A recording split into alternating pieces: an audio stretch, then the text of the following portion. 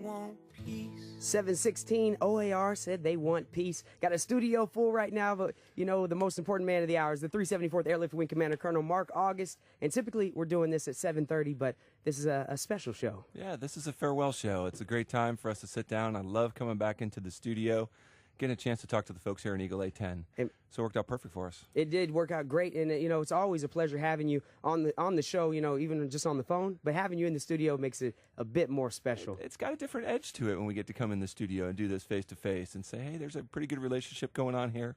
There's a lot of great messages we got to get out, and the hard part for me is saying thank you to a lot of folks. Most definitely. But first, sir, you know, before we get to any serious things, I want to talk to you a little bit about some of the lighter side of things. Okay. And one question I get a lot is people ask me, they're always like, you know, every time you go out with the Colonel August interview, you play Unity. Yeah. Okay, when did that start? How'd that come about? That's actually one of the funniest stories that's out there. When I first started coming on the radio, I was pretty indifferent. People are like, sir, you need a theme song. It's like, I'm not a theme song kind of guy. There's really nothing required for us to do that and have that. And I thought, you know, my ego is not that big. It's okay not to have a theme song. But, you know, it was one of our first shows, and we were kind of going through, and you started to do your outtake there, and you started to transition. And I still sit on, a lot of folks don't know that I sit on the phone afterwards, and you and I will have a quick discussion. And the music that comes up is Party in the USA by Miley Cyrus. And I thought, I have got to change this. And my secretary, Miss Pam Salvio at the time, said, sir, I told you. You got to come up, and you got to come up with something different. You cannot be followed by Miley Cyrus as the wing commander of Yokota Air Base.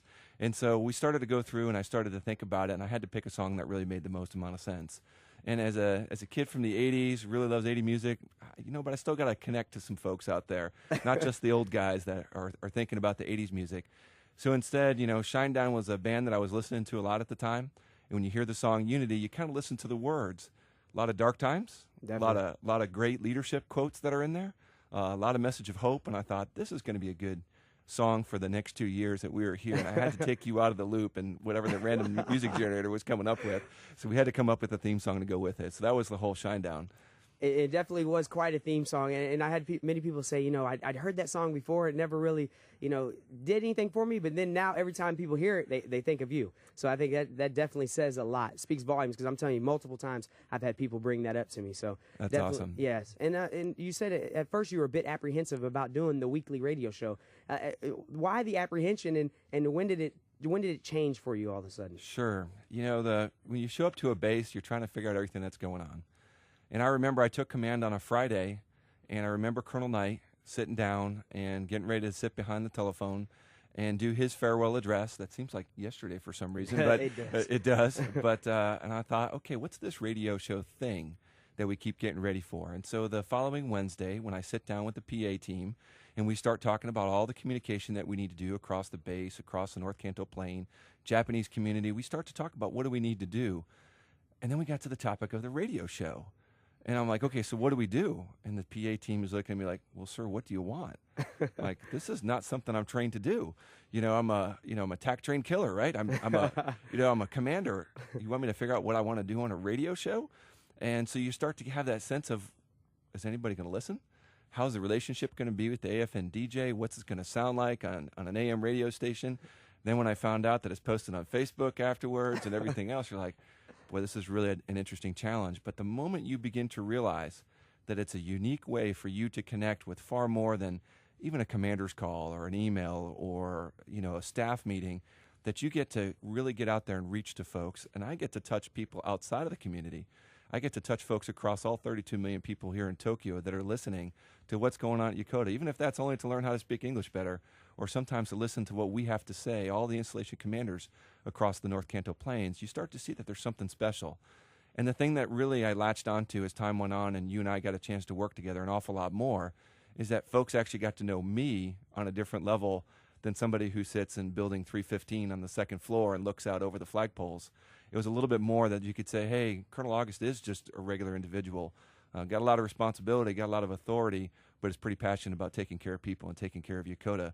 So that really became a sync for me to say, I've got to keep doing this radio show. It's an important part of the way we end the week and to talk about what's coming, what we've done, and then it's a way to connect that you can't do any other way. Definitely. And speaking about, the way people are able to see you in a different light, let's talk about some of these bets that you lost. You had to go with lost right off the bat. Is that how it works? You know what? We're gonna focus on the negative first and then get to the positive. Are we going to talk about the Heat first? Is that? Oh. I mean, you and I were on the same side on that one. We both lost. We did, big time. You know what? Losing to the San Antonio Spurs, though, they're a tremendous organization, and absolutely, big shout out to them. Greg Popovich is one of the best coaches ever. So, absolutely. I mean, yeah, if you're gonna lose to somebody, I guess it's okay. Yeah, not really. I don't know. I should have learned not to ever bet with you. I think you did. You really look good in that Chiefs red, though. I have to admit. So let's tell that story here real quick and how that played out, because you make it sound like this was, this really significant event, and it was to an extent. But so when we made the bet on the Super Bowl, it was about teams you and I really didn't care that much about. Anything about. But it was an opportunity to say, all right, let's go with a couple of teams and let's see what happens. And we made the bet that, hey, we'll wear jerseys depending on who wins. And it was awful for Denver. That wasn't even a football game. There was nothing to watch at that point. You should OB double on that. It should have been like a full Chiefs uniform. But I did pay you double for the way they got thrashed, though. Because the first time I came in the studio, what did you forget? I did forget the jersey. You forgot the jersey. I forgot the jersey. I was sitting there in my head. I was like, surely he has some Chiefs stuff, right? He said he was going to come in wearing Chiefs gear, so he's going to have something. And you actually had a red shirt on that day. I did. I was wearing a 36 Spartan shirt. Oh, he did have a red Chiefs shirt. Cool. And then you're like, where's the jersey? I'm like, oh, I forgot about these morale shirts. That's right. You're throwing me off. That's right. So, out there for everybody's listening, Airman Carr forgot to bring the shirt. So he saved it.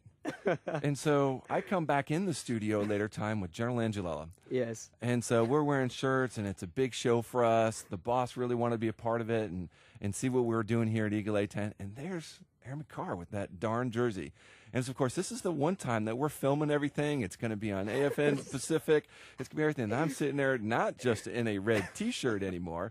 I'm sitting there with the Chiefs jersey on, and I saw some of the video afterwards. I'm like, yeah, you got me double, triple, quadruple. I don't know what it was, but I certainly paid through with that bet on that one. That was played all over the Pacific. So I know it was. I mean, no big deal. No big deal, sir. So yeah, it almost would have been, I think, as embarrassing as wearing a Broncos jersey at the time. It probably would have been that bad. But the Chiefs jersey worked out. At least one of our flying squadron colors is red, so I could at least sell it off that I wasn't necessarily just wearing a Chiefs jersey. I was supporting one of the squadrons. Yes, sir. Well, it's 7:23 right now. I want to go ahead and get to some music real quick, but when we come back, I want to talk to you about some of your favorite moments here at Yokota and even some of your biggest challenges, if you don't mind doing that. So. I would love to. All right, stick around. We're going to have more from Colonel August here in a moment, but first, we got Van Halen with Dreams.